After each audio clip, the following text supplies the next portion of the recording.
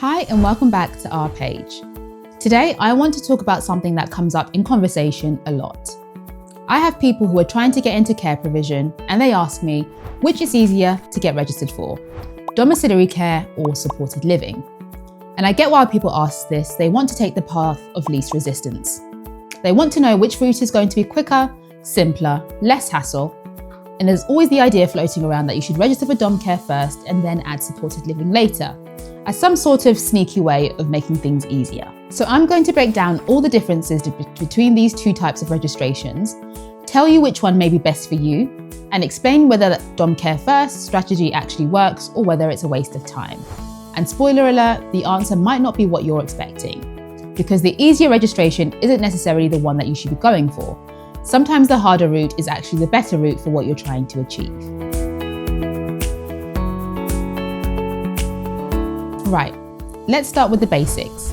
What's the actual difference between domiciliary care and supported living from CQC's perspective? Domiciliary care is when you're providing care in people's own homes. You're sending care workers out to visit people, maybe for half an hour or maybe for a few hours, to help them with personal care, medication, meals, and that sort of thing. Then your worker leaves and goes to the next person. Supported living is when people are in a property, usually sharing with others, and you're providing care and support in that setting. Often it's 24-hour support, or at least there are staff around most of the time. The people living there are tenants. They've got tenancy agreements, but they need ongoing support for their daily lives. From a CQC registration perspective, they're both about providing personal care. So they're both regulated activities, but the way the service operates is quite different, and CQC look at them differently during the registration process. Having said this, however, some providers may not provide personal care, so you may not need the regulation. But this gets trickier as we discuss this more. So which is easier to get registered for? Generally speaking, domiciliary care registration is a bit more straightforward than supported living registration. And why is this? First, the model is simpler. You've got an office, you've got care workers, and you send them out to people's houses. They provide care and then they come back. CQC understands this model really well because it's the most common type of care service. They know what to look for, what questions to ask, and what the risks are. Supported living is a bit more complicated. You've got the whole housing element to consider: who owns the property, what's the tenancy agreement, and how do you ensure proper separation between housing and care? How do you ensure people have choice and control where they're living? With support staff all around all the time, there are more moving parts. Secondly, with dom care, you don't have to have promises sorted out in the same way. You need an office, yes, but it doesn't have to be anything special. It can be a room in your house if you're starting small. With supported living, CQC want to understand what the living arrangements are going to be like, and what can be trickier or hard to explain is if you haven't got a property lined up yet. Third, the expectations around experience are slightly different. For dom care, if you've worked as a care manager or care coordinator in any setting, you've probably got enough experience. For supported living, however, CQC prefer to see that you've actually worked in supported living specifically, or at least in residential settings where people are receiving ongoing support. So generally speaking, domiciliary care registration is somewhat easier. However, and this is important, easier doesn't mean better. Just because something is easier doesn't mean it's the right choice for you. If what you actually want to do is supported living, registering for dom care instead doesn't really help you. You're registering for something you don't want to do just because it's easier, and that doesn't make any sense.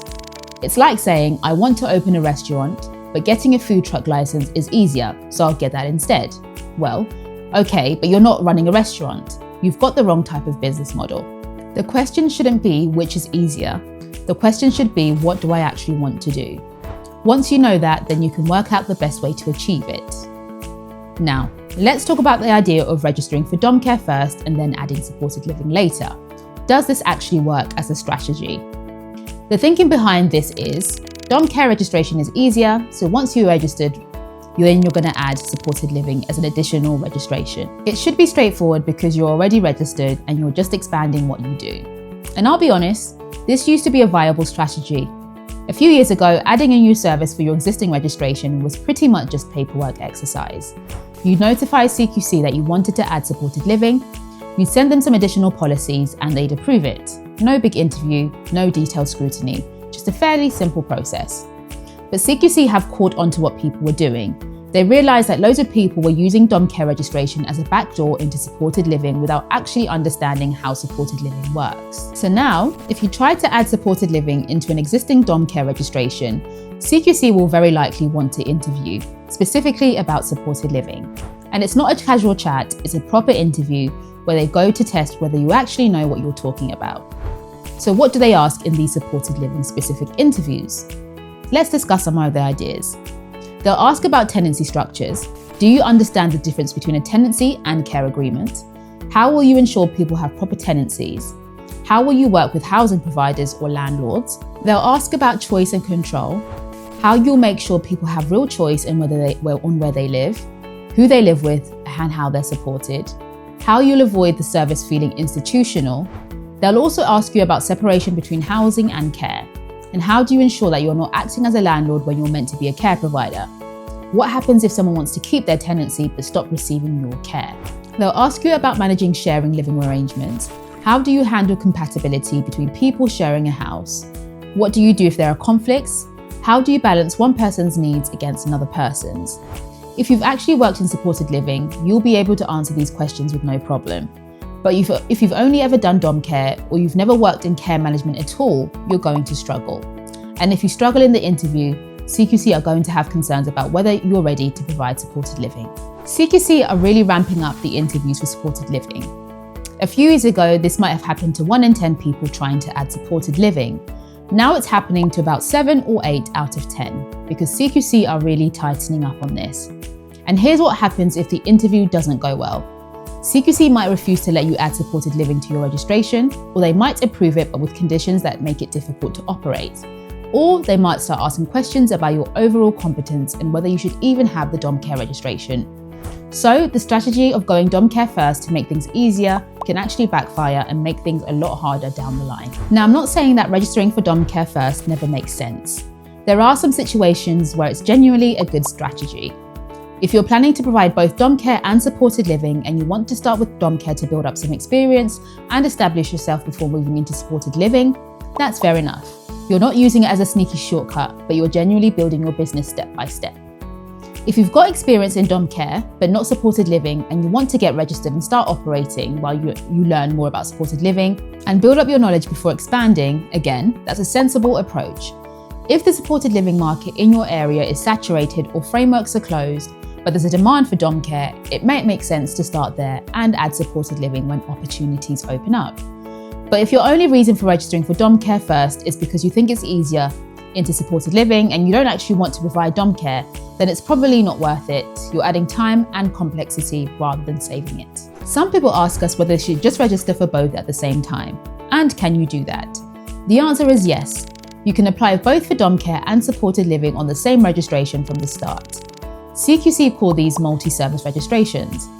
The advantage is you're sorted for both types of service right from the beginning. You don't have to go through a second process later to add supported living. The disadvantage is the registration process might be a bit more complex because CQC need to satisfy themselves that you're competent to provide both types of service. The interview will cover both, your policies need to cover both, and everything needs to be more comprehensive. It's not necessarily harder, it's just broader. You need to demonstrate understanding of both models of care. Whether this makes sense for you depends on your plans. If you're definitely going to do both, then yes, register for both at the start. If you're only going to do one or the other, just register for the one that you need. Let's talk about the experience requirements because this is where a lot of people get stuck. Regardless of whether they're applying for dom care or supported living, CQC expect for the registered manager to have the relevant experience. For dom care, that usually means you've managed a service before, or you've been a senior care coordinator, or you've held some sort of management role in a care provision. For supported living, they generally want to see that you've worked in a supported living area specifically, or in residential care, or you've managed services where people are receiving ongoing support rather than visiting support. If you haven't got this experience, it's going to be difficult to get registered for either type of service. CQC are quite strict about this. They're not going to register you just because you're enthusiastic or you've got good intentions. You need to demonstrate actual experience. This is where people sometimes think, I'll register for dom care just because the experience requirements are less strict. But honestly, they're not much that less strict. You still need proper care management experience. If you haven't got the experience, you've got two options. Either bring someone in, to be the registered manager who does have the experience, or go and get the experience yourself by working in care management for a while before you apply. I know that's not what people want to hear, but it's the reality CQC won't compromise on. Let me talk about some of the practical differences in how these services actually operate, because this affects which one you should choose to pursue. With Dom Care, your costs are more variable. You pay staff when they're working, and they're working when they've got clients and who need care. If you've got more clients, you need more hours. If you lose clients, your costs go down because you're not paying staff who aren't needed. With supported living, especially if it's 24-hour support, your costs are much more fixed. You need staff on site all the time, regardless of how many people are living there. If you've got a house set up for 4 people, but you've only got 2 people living there, you still need the same amount of staffing levels. But you're only getting half the income. It's much harder to manage financially. With Dom Care, you can start small and grow gradually. You can start with just a few clients, a few staff, and build up slowly as you get more referrals. With supported living, you often need to commit to a whole property at once. You're setting up for 3 or 4 people from the start, which means higher upfront costs and more financial risks. Dom Care clients can come from anywhere. They're in their own homes, scattered around your local area. You can pick up clients gradually from different sources. Supported living clients usually come in groups, or you're trying to fill specific properties. The referral process is often more complex and takes longer. All of this affects which type of service is more suitable for you. If you've got unlimited funds and you want to start small, Dom Care might be more realistic. If you've got good backing and you want to provide more intensive support, supported living might be better. So how do you actually decide which type of registration to go for? Start by thinking about what you actually want to achieve. Don't think about which is easier. Think about what kind of service you want to provide and what kind of impact you want to have. Do you want to be supporting people in their own homes, helping them maintain their independence in their own environment? Well, that's Dom Care. Do you want to be providing more intensive, ongoing support to people who need supported living environment? Well, that's supported living. What kind of clients do you want to work with? People who are fairly independent but need some help with certain tasks, or people who need more comprehensive support throughout the day? Also ask what the demand is like in your area. Are local authorities crying out for more Dom Care providers, or is it supported living they need? What are the frameworks like? Are there opportunities to get on frameworks for both, or is it more accessible than the other? What's your financial situation? Can you afford the higher upfront costs and fixed overheads of supported living, or do you need to be more flexible, like for Dom Care? What's your experience? Do you have experience that's more relevant to one type or the other? Answer these questions honestly and you'll have your answer. Let's be really honest. We see a lot of people trying to overthink this. They're looking for shortcuts and workarounds and clever strategies to make things easier. But here's the truth. There aren't really any shortcuts. Whether you register for Dom Care or supported living, it's going to take time. It's going to require proper experience. It's going to need comprehensive policies and procedures, and CQC are going to scrutinise you properly and within reason, because don't forget, you are dealing with people's lives.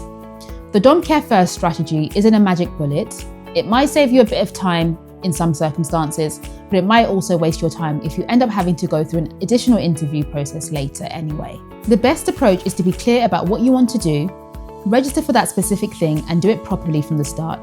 That's actually the fastest route, even if it doesn't feel like it. And most importantly, pick something that you feel passionate about, because again, this is not a get-quick-rich scheme. This is more about supporting people in your local community. Both types of registrations are perfectly achievable if you approach them the right way. You need the right experience, the right paperwork, the right prep, and a good understanding of what CQC are looking for. If you've got all that, you don't need to worry about which is easier. You need to focus on doing it properly. And if you're not sure whether you've got everything you need, or you want help preparing your application, that's what we come in. We support people through both domiciliary care and supported living registrations. We can help work out which is best for your situation, and we can help you prepare your application properly. And we can help you get ready for your interview so you're not caught out by the difficult questions.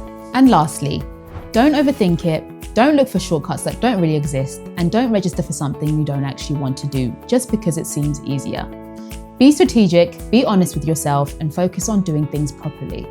If you need support registering for either of these services, make sure to reach out to us at hello@caresyncexperts.co.uk or contact us via telephone. Thank you for watching this video and we hope it helps. Make sure to like, comment, subscribe and share.